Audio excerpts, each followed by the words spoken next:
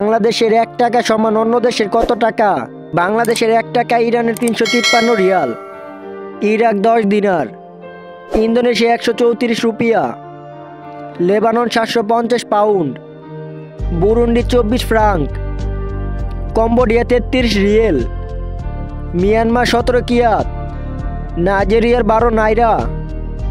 Pakistan ২ rupee, Rwanda ১১ franc, Somalia ৪ shilling, উত্তর Korea ১১ won, Sri Lanka ২ rupee,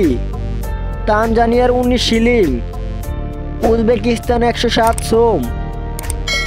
Vietnam ২১৩ dong, Yemen ২ rial, Syria ২১ pound, Congo ২৪ franc, Chile ৮ peso,